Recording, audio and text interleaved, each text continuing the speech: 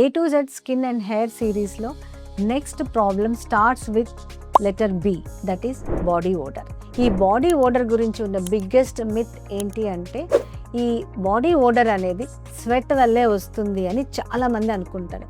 మీకు ఒక surprising news చెప్పనా, అసలు స్వెట్ అనేది ఓడర్లెస్, అంటే స్వెట్కి అసలు స్మెల్లే లేదు. సో ఎప్పుడైతే ఈ స్వెట్ అనేది రిలీజ్ అయ్యి స్కిన్ మీద ఉంటుందో అప్పుడు ఈ మన స్కిన్ మీద ఉండే న్యాచురల్ బ్యాక్టీరియా, అంటే రెసిడెంట్ ఫ్లోరా అంటారు, ఈ బ్యాక్టీరియా అనేది ప్రతి ఒక్కళ్ళ స్కిన్ మీద ఉంటుంది.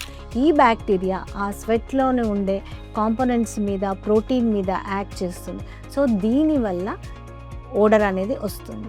సో ఈ ఓడర్ అనేది ఇది డిఫరెంట్, ఒక్కొక్క పర్సన్కి డిఫరెంట్గా ఉంటుంది. ఎందుకంటే ఆ రెసిడెంట్ బ్యాక్టీరియా ఏదైతే స్కిన్ ఫ్లోరా అంటామో అది ఒక్కొక్కరిలో కొంచెం చేంజ్ అవుతూ వస్తుంది.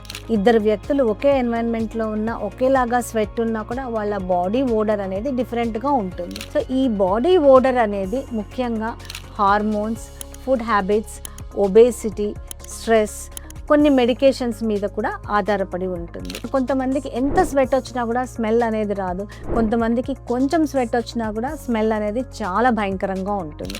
సో ఇదంతా కూడా ఆ బ్యాక్టీరియా మీద డిపెండ్ అయి ఉంటుంది. అంతేకాకుండా ఎక్సర్సైజ్ చేసినాక వచ్చే స్వెట్, తర్వాత స్ట్రెస్లో వచ్చే స్వెట్, ఈ రెండిటికి మధ్య కూడా ఓడర్ డిఫరెన్స్ అనేది చాలా ఉంటుంది. So how to prevent, me sweat ఎక్కువ స్మెల్ రాకుండా ఏం చేయాలి? మీరు తప్పకుండా 2 సార్లు స్నానం చేయాలి. అంతేకాకుండా ఈ బ్యాక్టీరియల్ ఫ్లోరా అనేది ఎక్కువగా హెయిర్ చుట్టూ ఉంటుంది.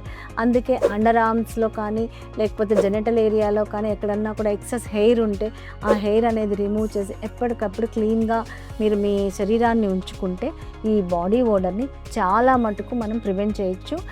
తర్వాత అంతేకాకుండా కొన్ని రకాల డైట్స్, కొన్ని రకాల గార్లిక్ కానీ అది కొంతమందిలో ఎక్కువ తీసుకుంటారు, వాళ్ళలో కూడా ఈ బాడీ ఓడర్ అనేది ఎక్కువగా ఉంటుంది. ఎప్పుడైతే మీరు బాడీ ఓడర్తో సఫర్ అవుతున్నారో సో మీరు మీ డైట్ని ఒకసారి చెక్ చేసుకోండి, మీ వెయిట్ని చెక్ చేసుకోండి, హైజీన్ కూడా పాటించండి.